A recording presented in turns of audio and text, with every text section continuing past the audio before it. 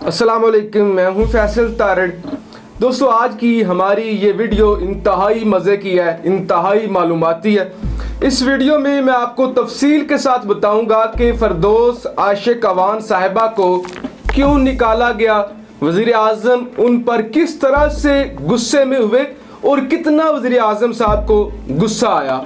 इस पर बात करेंगे। मीर शकील उर रहमान जो इस वक्त नैब की हिरासत में है, उनके हवाले से इंतहाई बड़ा दावा सामने आया है कि हुकूमत वक्त ने और अदारों ने उनसे ये कहा है कि अगर आप छूटना चाहते हैं, अगर आप आज़ादी चाहते हैं तो आप फ़लाँ सहाफ़ी अपने चैनल से निकाल दें। बड़े एंकर, इंतहाई बड़े एंकरों का नाम लिया गया है। लाइन ऑफ कंट्रोल की बात करेंगे कि इस वक्त तकरीबन पाकिस्तान और हिंदुस्तान में जंग छिड़ चुकी है और जहां एक तरफ कोरोना वायरस है, वही दूसरी जानब जंग भी तकरीबन छिड़ चुकी है। हालात इंतहाई ज़्यादा संगीन हो चुके हैं। तो सबसे पहले हम बात करते हैं जियो और जंग की, उसके बाद हम बात करेंगे फ़रदौस आशिक अवान साहिबा की। जंग और जियो इस वक्त प्रोपेगेंडा करने के हवाले से और अपने मालिक को बचाने के लिए हर तरह की कोशिशें कर रहे हैं और कोई ऐसा होच्छा हथकंडा नहीं है जो नहीं अपना रहे।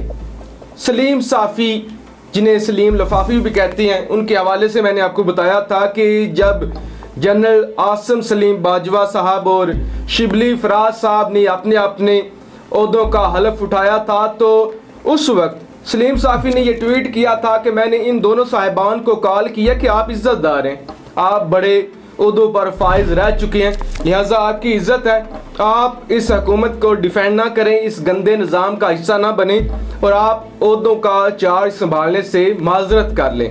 और उसके बाद सलीम साफ़ी का जो ताज़ा बयान सामने आया है वो ये है कि शिबली फराज का अगर बाप अहमद फराज या इलामा इकबाल या कायदे आज़म या कोई दूसरा बड़ा शायर या बड़ा रहनुमा भी आ जाए तो वो इस नाजायज़ हुकूमत को जायज़ नहीं करार दे सकता। इस कदर घटिया ट्वीट किया गया है, घटिया बयान दिया गया है सलीम साफ़ी की जानिब से कि वो लोग जिन्होंने पाकिस्तान के लिए काम किया है उनको भी मुतनाज़ा बनाया है। अहमद फराज नो डाउट एक बड़े शायर थे, हज़रत इलामा इकबाल, जनाब कायदे आज़म रहमतुल्लाह अलैह साहब और दीगर जिनका भी उन्होंने नाम लिया है, तो उनको मुतनाज़ा बनाने की कोशिश की है और उनका नाम इस्तेमाल करके कहा है कि उनका बाप भी इस नाजायज़ हुकूमत को जायज़ करार दे नहीं सकता। इसके अलावा दोस्तों, आपको पता है कि मीर शकील उर रहमान इस वक्त नैब की हिरासत में हैं, नैब के मेहमान हैं और वो हर तरह की कोशिश कर रहे हैं। कभी वो एम्बुलेंस में आते हैं, कभी वो कहते हैं कि मैं हिल नहीं सकता, मैं चल नहीं सकता, मुझे रिलीफ दिया जाए, मुझे पेशियों पर ना बुलाया जाए। इसके बावजूद वो मज़ीद 14 दिन के लिए कैंप जेल में जा चुके हैं और वो रिमांड पर हैं। अब मुर्तज़ा सोलंकी जो कि साबिक डायरेक्टर जनरल हैं रेडियो पाकिस्तान के और सीनियर सहाफ़ी हैं, उन्होंने एक ट्वीट किया है और बड़ा दावा किया है। वो कहते हैं कि हुकूमत ने और अदारों ने कहा है कि अगर आप आज़ादी चाहते हैं, मीर शकील उर रहमान साहब, अगर आप आज़ादी चाहते हैं, अगर आप नहीं चाहते कि रोज़ आपको नए मुकदमे में घसीटा जाए, रोज़ आपको अजियत दी जाए, तो अपने स्टार एंकर जो है, जो बड़ा एक एंकर है, उसको नौकरी से फारिग कर दें। और मीर शकील उर रहमान ये शर्त मानने के लिए तैयार भी हो चुकी हैं क्योंकि वो इस वक्त इंतहाई मजबूर हैं, इंतहाई तंग हैं और मीडिया पर जो बात चल रही है, लोग अंदाज़ा लगा रहे हैं कि क्या वो सहाफ़ी शाहज़ेब खानज़ादा है, क्या वो सलीम साफ़ी है या वो हामिद मीर है। अक्सर का यही कहना है कि स्टार एंकर तो हामिद मीर है जो मुतनाज़ा भी है, जो बड़ा एंकर है, तो लिहाजा हुकूमत का या अदारों का इस तरफ इशारा होगा। लिहाजा दूसरी जानब ये अदारों को बदनाम करने की और हुकूमत को बदनाम करने की साजिश है। ज़ाहिर है 54 प्लाटों का केस है और एक ओरिजिनल केस है, 2 गलियां और इतना बड़ा घर उन्होंने शामिल किया हुआ है नाजायज़ तौर पर 1985 से लेकर आज तक। तब वज़ीर आला पंजाब थे नवाज शरीफ साहब। तो अपनी करप्शन को छुपाने के लिए, अदारों को बदनाम करने के लिए, हुकूमत को बदनाम करने के लिए इतना गंदा मनसूबा रचाया जा रहा है कि अगर आप फलां एंकर को निकाल दें तो आपकी जान खलासी हो सकती है। तो इस हद तक जियो गिर चुका है, इस हद तक वो पैसे देकर ट्वीट करा रहे हैं। ट्वीट्स का रेट बना हुआ है, जैसे नून लीग पैसे देती है कि हम आपको इतने पैसों की इवज़ आप एक ट्वीट करें। तो अब ये सिलसिला शुरू हो चुका है। मीर शकील उर रहमान को बचाने के लिए मुर्तज़ा सलंगी साहब भी बिक चुके हैं। जो भी इनके सामने आता है, चाहे वो कोई मौलवी हो, आपने देखा था कि पाकिस्तान के नामवार मौलवी हजरात जिनकी दुनिया इज्जत करती है, चाहे चांद देखने के हवाले से उनका ताल्लुक रूवत हलाल कमेटी से या दीगर वो मुफ्ती हों, वो बयानात दे चुके हैं कि ये बीमार है, शरीयत के मुताबिक ये नाजायज़ है। तो ये इतना बड़ा माफिया है, इतना ये मजबूत माफिया है।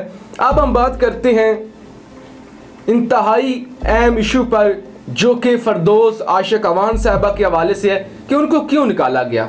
आपको पता है उनकी जगह अब ली है साबिक जर्नैल लेफ्टिनेंट जनरल आसिम सलीम बाजवा साहब ने, जो कि पहले DG ISPR थे, उसके बाद वो CPAC अथॉरिटी के चेयरमैन थे, अब वो वज़ीर आज़म साहब के मामले खसूसी हैं। तो फरदौस आशिक अवान साहिबा पे बेशुमार इल्ज़ामात लग रहे हैं कि वो करप्शन में मुलव्वस थी, उन्होंने अपने घर के किचन के लिए खराजात मांगे, उन्होंने गाड़ियाँ रखी हुई थी, वो 10% लेती थी।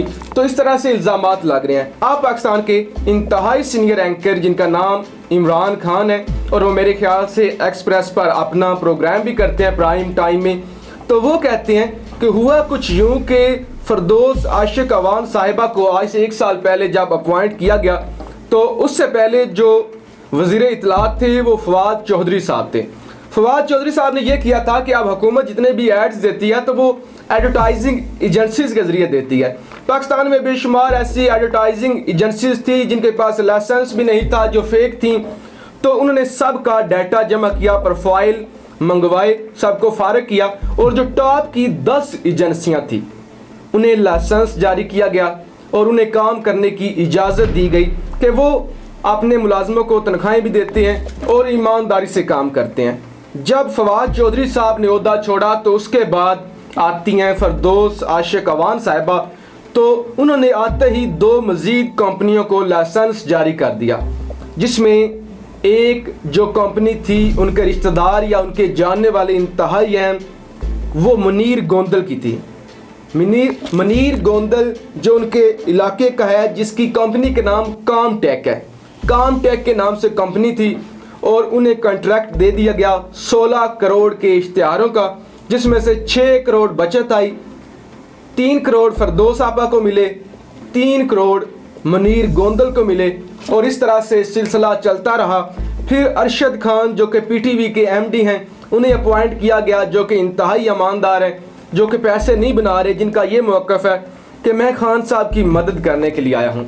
फिर ये इल्ज़ाम भी वो लगाते हैं कि उन्होंने अपनी सेक्रेटरी इत्तलात को ये कहा कि आप मेरे किचन का ख़र्चा चलाएं। उन्होंने वज़ीर आज़म को शिकायत कर दी। फिर ये सिलसिला चलता रहा। तो पिछले दिनों एक मीटिंग हुई जिसमें DG ISPR, MD PTV, Arshad Khan, Shahbaz Gill, secretary इत्तलात और ख़ुद वज़ीर आज़म साहब थे और दीगर भी लोग थे। उसमें अरशद खान ने कहा कि मैं वज़ीर आज़म साहब से ये कहना चाहता हूँ कि मैं बार बार बेइज्जती नहीं करवा सकता। तो इस पर फरदौस आपा ने कहा कि आप चुप रहें।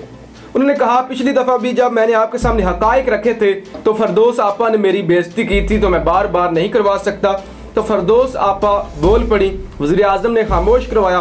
फिर दूसरी दफ़ा बात शुरू हुई, वज़ीर आज़म साहब ने कहा आप बताएं जो आपके पास बात है।